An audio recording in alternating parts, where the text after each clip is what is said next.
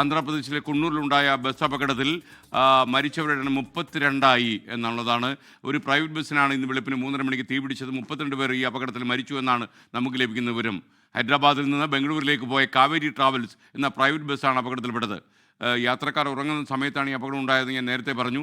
Bus പൂർണ്ണമായും കത്തി നശിച്ചു. കുറച്ച് ആൾക്കാർ ഗുരുതരമായി ആശുപത്രിയിൽ തുടരുന്നു. അരുൺ പൂപ്പറമ്പ ലേറ്റസ്റ്റ് അപ്ഡേറ്റുമായി ബംഗളൂരുവിൽ നിന്ന് തത്സമയം ചേരുന്നു. അരുൺ, നമുക്ക് ലഭിക്കുന്ന വിവരം അനുസരിച്ച് 32 പേരുടെ മരണം സംഭവിച്ചു കഴിഞ്ഞു ഈ അപകടത്തിൽ. പറയൂ. SK, ഓരോ നിമിഷവും മരണസംഖ്യ കൂടുന്ന സാഹചര്യമാണ് ഉള്ളത്. ആന്ധ്രാപ്രദേശിലെ കർണൂരിൽ ഇന്ന് പുലർച്ചെ 3:30 ഈ അപകടമുണ്ടായത്. ഈ അപകടത്തിന്റെ വ്യാപ്തി കൂടാൻ കാരണം ഈ സമയം നമുക്കറിയാം, പുലർച്ചെ സമയമാണ്. രാത്രി ഹൈദരാബാദിൽ നിന്ന് പുറപ്പെട്ട ബസ്സാണ്. യാത്രക്കാരെല്ലാം ഉറങ്ങുന്ന സമയത്താണ് ഈ തീപിടുത്തം ഉണ്ടായത്. നേരത്തെ നമ്മൾ സൂചിപ്പിച്ചതുപോലെ ദൃക്സാക്ഷികളൊക്കെ പറയുന്നത് പെട്ടെന്ന് തന്നെ ഈ ബസ് പൂർണ്ണമായി തന്നെ കത്തുന്ന സാഹചര്യം, അതായത് തീ പടരുന്ന സാഹചര്യമുണ്ടായി. ഈ യാത്രക്കാർക്ക് പൂർണ്ണമായും രക്ഷപ്പെടാനുള്ള സമയം കിട്ടിയില്ല എന്നതാണ് ദൃക്സാക്ഷികളൊക്കെ പറയുന്നത്.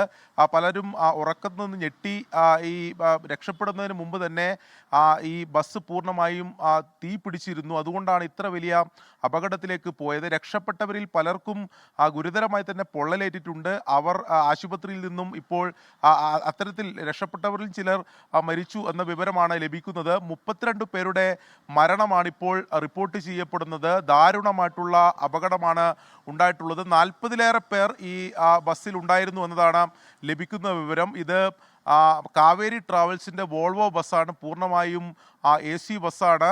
അതുകൊണ്ട് തന്നെ ഗ്ലാസ് വിൻഡോയുള്ള ബസ്സാണ്. പെട്ടെന്ന് യാത്രക്കാർക്ക് രക്ഷപ്പെടാൻ കഴിയില്ല. ചില യാത്രക്കാർ ഈ ഗ്ലാസ് വിൻഡോ തകർത്തൊക്കെ പുറത്തേക്ക് ചാടി. ചില നാട്ടുകാരൊക്കെ പെട്ടെന്ന് ഇടപെട്ട് ചില യാത്രക്കാരെ രക്ഷപ്പെടുത്തുകയൊക്കെ ചെയ്തു. പക്ഷേ അവർക്കും പലർക്കും ഈ ഗുരുതരമായി തന്നെ പൊള്ളലേറ്റു എന്ന വിവരമാണ് ലഭിക്കുന്നത്. ഈ അപകടത്തിൻ്റെ കാരണത്തെ സംബന്ധിച്ച് കൃത്യമായൊരു വിവരം ലഭ്യമായിട്ടില്ല. ഇപ്പോൾ അവിടെ പ്രാദേശിക മാധ്യമങ്ങളൊക്കെ റിപ്പോർട്ട് ചെയ്യുന്നത് മറ്റൊരു ബൈക്കിൽ ഈ സ്വകാര്യ ബസ് ഇടിച്ചിരുന്നു. അതിനുശേഷമാണ് ഈ എൻജിൻ ഭാഗത്തുനിന്ന് തീ പടർന്നത് എന്നതാണ് ഇപ്പോൾ പ്രാഥമികമായിട്ടുള്ള പരിശോധനകൾക്കും അന്വേഷണത്തിന് ശേഷവും മനസ്സിലാക്കാൻ സാധിക്കുന്നത്. ഒരു പക്ഷേ മരണസംഖ്യ ഇനിയും ഉയരാനുള്ള സാധ്യതയാണുള്ളത്. കാരണം ഈ പെട്ടെന്ന് ഞാൻ ആദ്യം സൂചിപ്പിച്ച പോലെ പെട്ടെന്ന് തന്നെ ഈ തീ പടർന്നതുകൊണ്ട് ഈ രക്ഷപ്പെട്ടവരിലും അവർക്കും ഈ പൊള്ളലേറ്റിട്ടുണ്ട്, ഗുരുതരമായി തന്നെ പരിക്കേറ്റിട്ടുണ്ട്. തൽക്ഷണം അവിടെ മരിച്ചവർ 20-ലേറെ പേരുണ്ട് എന്ന ഏറ്റവും ആശങ്കപ്പെടുത്തുന്ന വിവരം കൂടി ആന്ധ്രാപ്രദേശിൽ നിന്ന് എന്തായാലും വരികയാണ്. എന്തായാലും ഇന്ന് പുലർച്ചെ വലിയ ദാരുണമായിട്ടുള്ള അപകടമാണ് ആന്ധ്രാപ്രദേശിലെ കർണൂരിൽ ഉണ്ടായത്.